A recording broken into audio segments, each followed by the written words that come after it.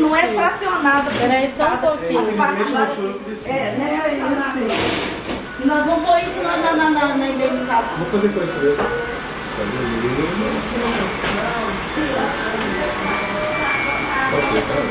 Doutor, nós viemos aqui para ouvir a senhora em relação às denúncias que foram feitas, as imagens que foram gravadas e as empresas que movem ações contra a senhora de forma criminal, inclusive Minas procuraram a TV Record. O que a senhora tem a dizer sobre isso em relação aos atestados muito parecidos, com doenças indicativas?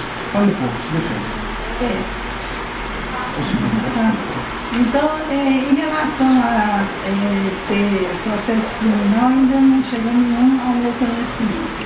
E eu quero primeiro me apresentar, porque eu acho que quando vocês veem doutora Sandra na mídia, vocês não sabem o potencial que a doutora Sandra tem, a formação, né, as ideias. Então é muito importante ter esse conhecimento. Eu sou, primeiro, médica formada pela Universidade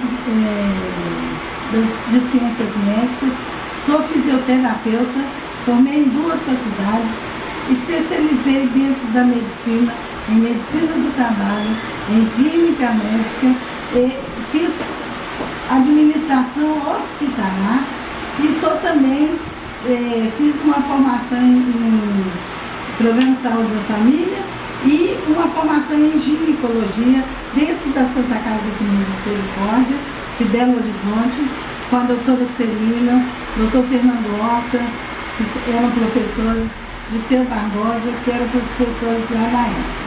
Fiz também uma especialização dentro da Universidade Federal de Minas Gerais em colposcopia, que é onde a colposcopia é um exame onde se estuda patologia de colo uterino, e estuda também colposcopia. E essa formação eu trago todo para atender os meus pacientes aqui dentro do consultório. Trabalhei na prefeitura durante 30 anos, agora estou em processo de aposentadoria, trabalho na FEMIG, que é a Fundação Hospitalar do Estado de Minas Gerais, e estou atendendo aqui no consultório. Trabalhei como socorrista no Hospital São Judas, trabalhei na UPA de Venda Nova, muitos anos como socorrista. E em nenhum momento da minha vida ocorreu que algum paciente falecesse por negligência, por nada disso. Então, eu trago toda essa formação atualmente para dentro do meu consultório, para atender uma população carente que me conhece há anos, né? Trabalhadores de diversas firmas, né? E esses trabalhadores merecem todos os nossos respeitos. E quando eles vêm me procurar, eles vêm atrás de uma consulta. A consulta médica, ela é o conhecimento. Eles vêm saber de mim o que é melhor ser feito no caso deles. Então, como é que é o procedimento de atendimento aqui no consultório?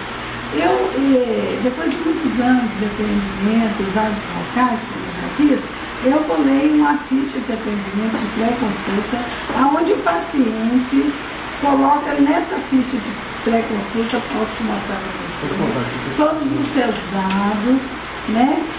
Todos o endereço onde trabalha, e coloca também suas queixas, assinam e dão fé da verdade. Aqui é muito importante saber que essa ficha, quando eles assinam, eles estão declarando que é o que é. A verdade, a linha. Então, depois de ter feito essa ficha que a gente estudou no início para agilizar, o que é feito? Eu vou atender o paciente normalmente, né? Ver a queixa dele, vou examiná-lo, vou fazer o procedimento médico adequado, né? Como receitas, pedidos de exames, né? E inclusive os atestados de acordo com a necessidade do paciente, né? Se o paciente precisa de se tratar, ele não pode se tratar, às vezes, dentro da unidade de saúde. O paciente doente dentro da unidade de saúde pode desestabilizar toda uma estrutura de uma firma, né? Então, o que acontece? É feito isso, até às vezes visando proteger outros funcionários que estão ali também trabalhando. Porque se, vamos supor, o paciente tem uma conjuntivite, ele chega aqui no consultório com conjuntivite. A conjuntivite é uma doença transmissível, né? Passa e afeta os olhos, dá uma hiperemia da secreção e pode contaminar outros pacientes, e rápido às vezes. Quando se trata de conjuntivite, então o que a gente faz? A gente dá o primeiro atendimento, aí encaminha o paciente para a oftalmologia também e faz todo o procedimento que é necessário, né? E isso com todas as doenças. Nós estamos aqui, não é para brincar, é para trabalhar, fazer um trabalho sério, como sempre é feito. Então, o que acontece? Todas as pessoas que vêm aqui no consultório são consultadas e, às vezes, elas podem preencher a ficha de maneira leviana, como aconteceu com o caso do repórter, mentindo na consulta. Corre-se o risco, quando se faz isso, de eu até receitar uma medicação errada. Porque o que rege a consulta médica, inicialmente, é a queixa principal do paciente. Depois, toda o relato em relação a essas queixas. Depois, o exame físico, como eu já disse. E vai se fazer os outros procedimentos que são necessários. Então, o que acontece? Quando eles colocam os dados falsos, isso é até passível de processo, né? Para o paciente, porque ele está mentindo na consulta. Mas se ele mente e representa de uma forma que o médico às vezes não percebe, porque o médico não é Deus, né? Aqui não se tem detector de mentiras, e para medir o que o senhor repórter falou, que é dor lombar e cansaço, estresse, não existe aparelho. Doutora Sandra, eu interrompi a senhora somente para fazer um questionamento em relação a esse ponto que a senhora tocou. O atestado em si é praxe, é normal? Por exemplo, uma empresa chegou para nós e nos mostrou 180 atestados prescritos pela senhora com períodos similares, entre 10 e 14 dias, com a mesma doença, estresse e lombalgia. Isso é praxe, é normal? Como que a senhora explicasse? Eu não posso dizer que os 180 atestados são de lombalgia e estresse. O que eu posso dizer, porque eu não tenho os nomes das pessoas, eu tenho todos os prontuários, eu tenho cópia de todos os atestados, de todas as receitas e de todos os pedidos que eu fiz. Então, eu não posso dizer que esses atestados são todos de lombalgia e estresse. Eu também não posso dizer se são todos nesse período agora. Pode ser que eles sejam de 1 ano, 2 anos. Então, esses atestados, eles são, eu não posso, eu precisaria vê-los, né? Segundo a empresa, doutora, é de um período de 6 meses, porque o departamento antifraude da empresa detectou os atestados, e no período de 6 meses foi feita essa análise do 180. Então, o que eu posso dizer é o seguinte: quando o paciente vem aqui, ele me procura espontaneamente, não existe nenhuma propaganda no meu consultório, nem na internet, eu não faço propaganda, né? E nem panfleto, nem nada. Eles são procurados boca a boca, a propaganda é boca a boca, um informa para o outro e eles vêm ao consultório.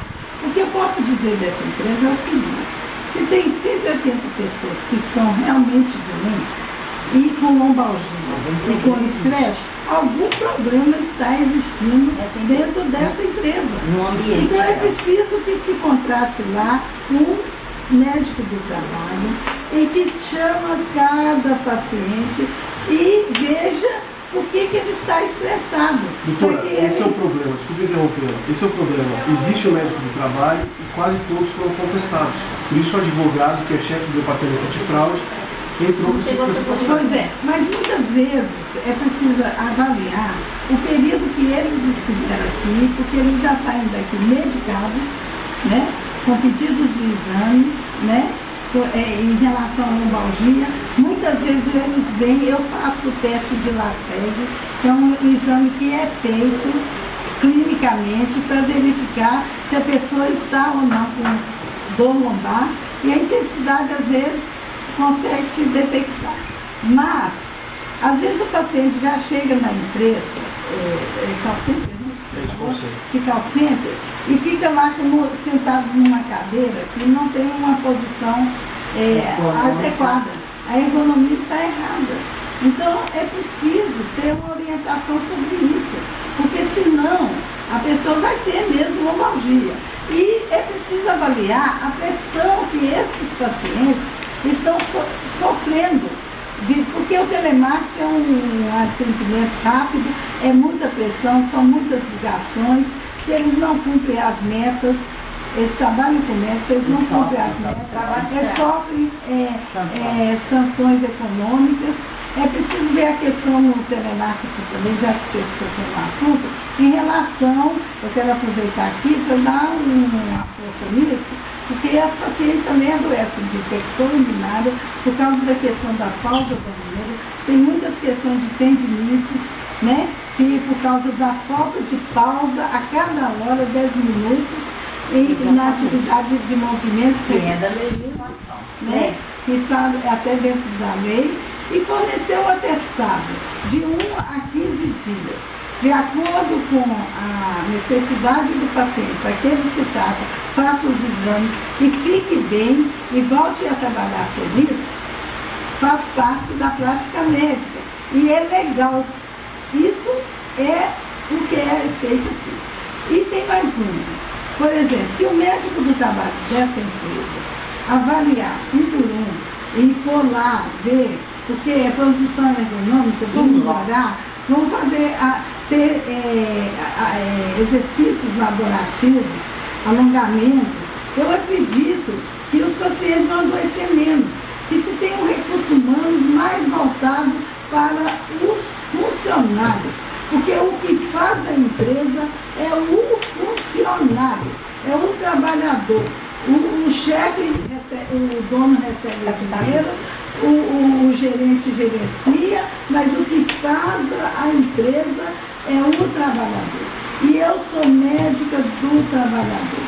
Eu sou médica do povo, sempre lidei foi com o povo, eu gosto muito de lidar com o povo, faço o meu trabalho todo voltado dentro de uma ética, coloco todo o meu conhecimento, essa bagagem toda que eu adquiri durante 30 anos de profissão, 33 anos e 37 em fisioterapia, em prol do meu paciente. Eu quero ver o meu paciente feliz, bem, eu quero que as empresas também estão ajudando agora as empresas, no momento agora, porque a empresa precisa ter uma estrutura de medicina do trabalho voltada para o seu funcionário, que seja efetiva e não ficando pensando que o funcionário vai levar atestado, que não. Quando ele estiver doente, ele vai levar atestado sim, porque ele precisa, porque a única forma que ele tem de se tratar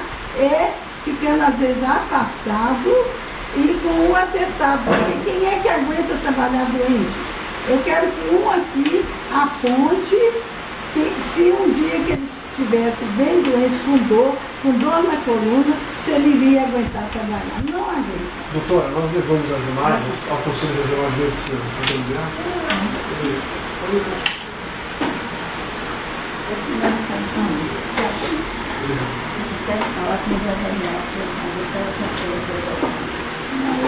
Vai avaliar e dar o parecer.